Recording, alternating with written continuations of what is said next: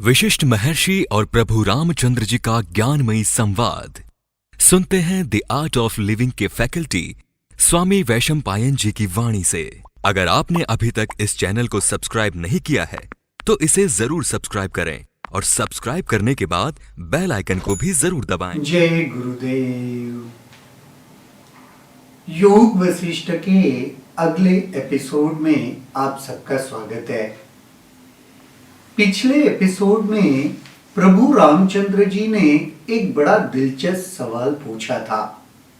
उन्होंने पूछा था, हे महर्षि, आप मुझे कह रहे हैं अहंकार का त्याग कर दो, पर इस अहंकार के त्याग करने से क्या मेरा शरीर भी नहीं छूट जाएगा? ये स्थिति मैं कैसे हासिल कर सकता हूं जिसमें अहंकार का त्याग भी हो जाए लेकिन मेरा यह जीवन भी चलता रहे? उस पर महर्षि वशिष्ठ जी ने दो तरीके बताए थे, बहुत ही सुंदर। उसमें उन्होंने कहा था, एक तरीका होता है जब हर कृति हर कर्म तुम स्वाभाविक ढंग से करने लगते हो, सरलता से करने लगते हो, तब वह अहंकार न होते हुए भी जीवन चलता रहता है। और दूसरा बताया था, जब चिंतन करके उस अद्वैत में, उस सत्य में तुम प्रस्थापित हो जाते हो, तभी भी अहंकार वहां पे मौजूद नहीं होता, फिर भी जीवन चलता रहता है। उसी चर्चा को आगे बढ़ाते हुए वशिष्ठ जी ने कहा, स्वाभाविक कर्तव्यों का निर्वाह करते समय जो इच्छा उत्पन्न होती है वह लालसा से रहित होती है। स्वाभाविक कर्म करते हुए, कर्तव्य करते हुए, जो डे टू डे जीवन के अपने काम है, रिस्पॉन्सिबिलिटीज है, जो स्वाभाविक है, सरल है, कर्तव्य है अपने, वो जब हम करते रहते हैं तभी वहां पे कोई भी अहंकार नहीं होता, वो स्वाभाविक है, सरल है। तथा मुक्त संत में वह उत्पन्न होती है, परंतु जो इच्छा बाहरी पदार्थों की लालसा से युक्त होती है वह बंधन कारक होती है। लेकिन बाहरी पदार्थ की वजह से अगर मन में कोई लालसा उत्पन्न हो रही है तो वह बंधन का कारण होती है।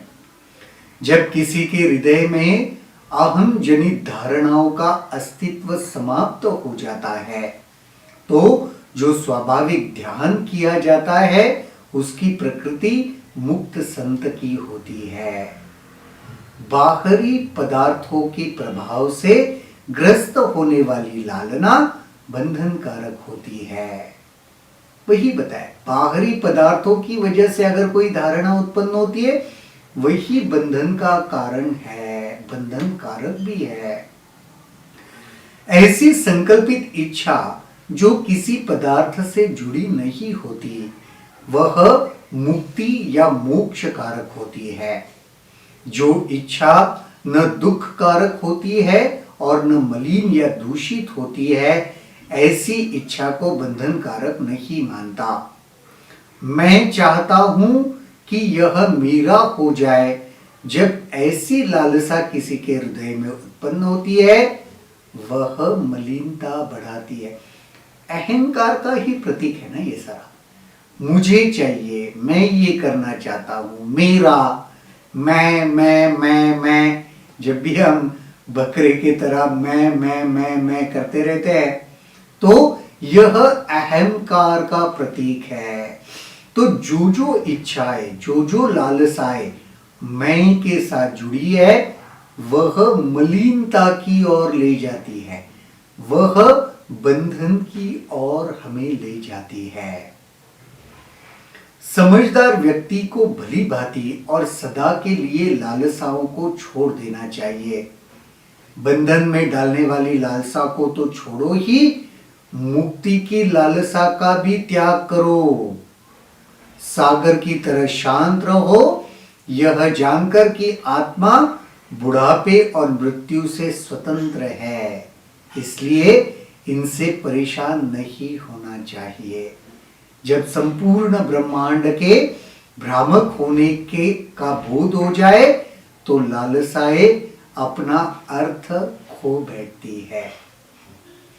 कहते कहते महर्षि वशिष्ठ जी ने एक बहुत सुंदर बात कही कि मुक्त होने की लालसा को भी त्याग कर दो।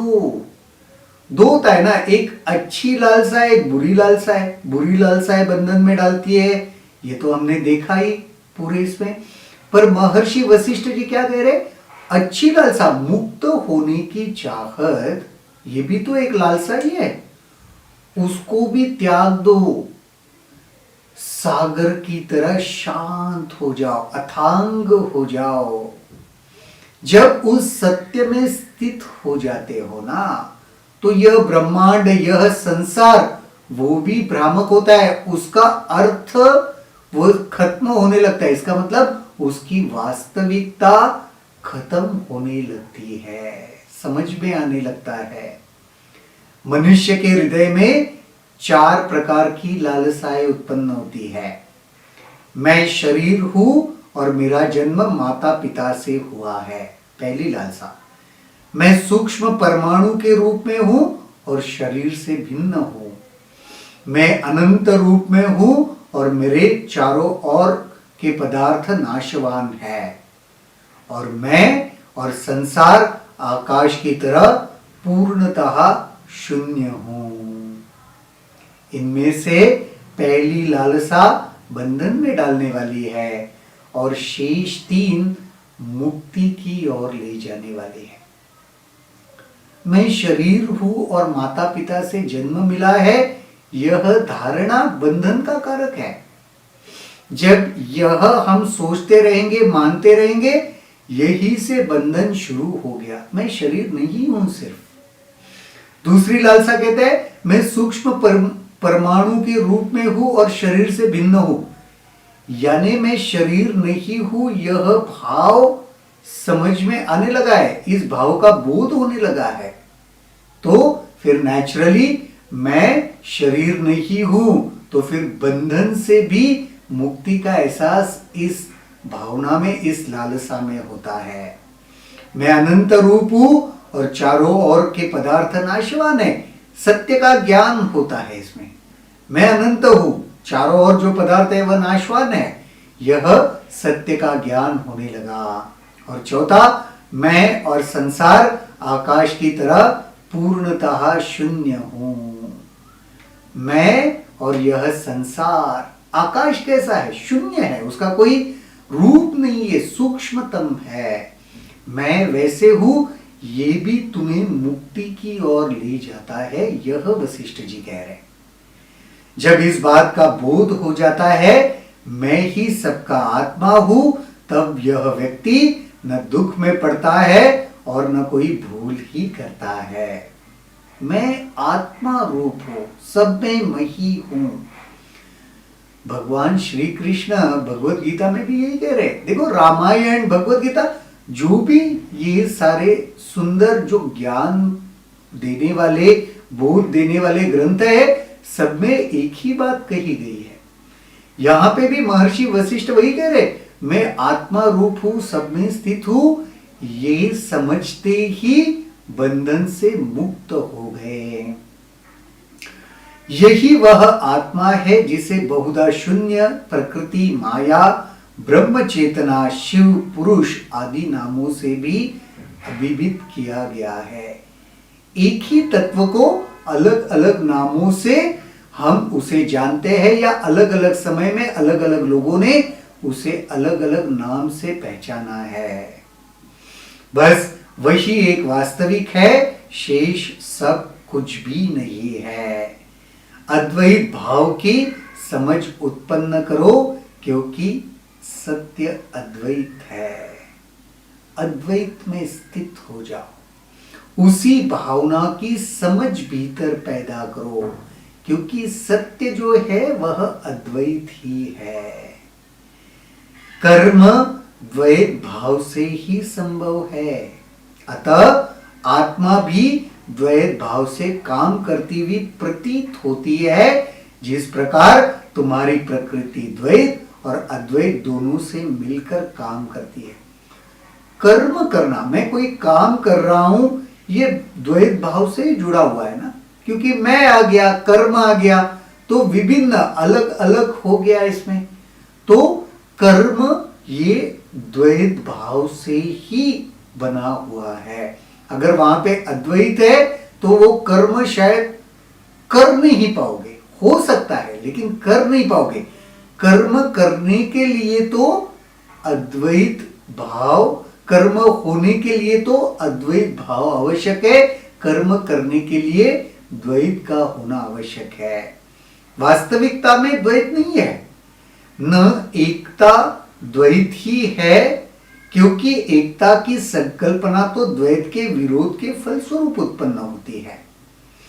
जब ये संकल्पनाएं समाप्त हो जाती है तब असीम चेतना का बोध एकमात्र वास्तविक रूप में होता है। भूत, वर्तमान और भविष्य की घटनाओं में रुचि न रखने वाला मुक्त संत संसार को विनोद पूर्वक देखता है। भूत में भी कोई रुचि नहीं, वर्तमान में भी नहीं, भविष्य में भी नहीं। जब भूत, वर्तमान, भविष्य से मुक्त हो जाते हैं ना, तो फिर ये सारा संसार एक विनोद जैसे लगता है, एक जोक लगता है। नहीं, जो भी आपने देखा होगा, जो भी संत मुक्त होते हैं ना, उनको कोई भी घटना जोक लगती है, उनको उसमें ऐसा कोई तथ्य नहीं लगता, क्योंकि इस अद्वैत में वो स्थित हो चुके हैं। वह उलझे हुए नहीं है इस संसार में, भूत में, वर्तमान में, भविष्य में। जब कोई संत इस संसार के भूत, भविष्य, वर्तमान के इस भाव से पड़ जाता है, मुक्त हो जाता है, तो उसे सब कुछ विनोद लगने लगता है, जोक लगने लगता है। हम उन मूर्खों के दर्शन का निर्वचन करने में असमर्थ है जिन्होंने अपने मन पर नियंत्रण स्थापित नहीं किया तथा जो सुख भोगों के दलदल में फंसे हुए हैं। वे सभी काम वासना में लगे हुए हैं। हम कर्म कांडों और नित्य क्रियाओं का प्रतिपादन करने में असमर्थ है, क्योंकि सुख और दुख के रूप में वह पुरस्कार प्रदान करती है। नित्य रूप से जो कर्म कांड करनी चाहिए वो भी करने में हम असमर्थ है, क्योंकि यह बोध नहीं हुआ अभी तक। हम मुक्त नहीं हुए। तो महर्षि वशिष्ठ जी यहां पर वही समझा रहे हैं कि वह अद्वैत का बोध होते ही, वह ज्ञान का, सत्य का बोध होते ही सब कुछ विनोद जैसे लगने लगेगा, और जो नित्य कर्म करने की आवश्यकता है वह हम आसानी से कर पाएंगे, सुख और दुख का अनुभव किए बगैर। फिर वो होने लगेगा, जो पिछले भी एपिसोड में हमने देखा था। आज के एपिसोड में यहीं पर रुकते हैं। अगले एपिसोड में देखते हैं महर्षि वशिष्ठ जी और क्या कहते हैं। तब तक के लिए जय गुरुदेव। अगर आपके इस वीडियो को लेकर कुछ सवाल हैं तो कमेंट सेक्शन में जरूर लिखें, जिसके ऊपर हम आने वाले वीडियोस में चर्चा करेंगे।